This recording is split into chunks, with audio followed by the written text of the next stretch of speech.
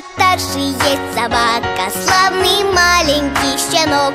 И у Саши есть собака, он пушистый, как клубок. Ну и я давно мечтаю о